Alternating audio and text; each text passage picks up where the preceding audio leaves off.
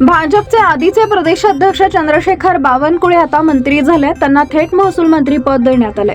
त्यांच्यानंतर प्रदेशाध्यक्ष कोण होणार असा प्रश्न विचारला जात होता. या प्रश्नाचं उत्तरही आता मिळालंय. मंत्रिमंडळातून डावलले गेलेले आमदार रवींद्र चव्हाण हेच प्रदेशाध्यक्ष होतील असं जवळपास निश्चित झालंय.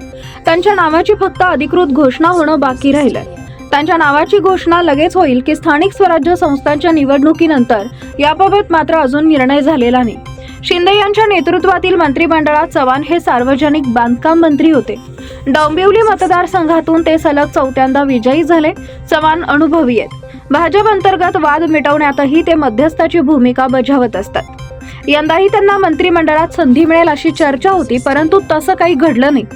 भाजपनं यंदा मंत्रिमंडळात काही नव्या चेहऱ्यांना संधी दिली. भाजपचे आधीचे प्रदेशाध्यक्ष बावनकुळे या निवडणुकीत विजयी झाले. भाजपनं त्यांना थेट महसूल खातं दिलं. आता मिळालेल्या माहितीनुसार भाजप प्रदेशाध्यक्षपदी चव्हाण यांचं नाव निश्चित झालंय. भाजपचे प्रदेश अधिवेशन येत्या 12 जानेवारी रोजी शिर्डी इथं होणार आहे. या अधिवेशनात चव्हाण यांच्या नावाची घोषणा होणार का याची उत्सुकता आहे. चव्हाण यांना आत्ताच प्रदेशाध्यक्ष केलं तर आगामी स्थानिक स्वराज्य संस्थांच्या निवडणुकांसाठी त्यांना पूर्वतयारीसाठी वेळ मिळेल असंही सांगितलं जातंय.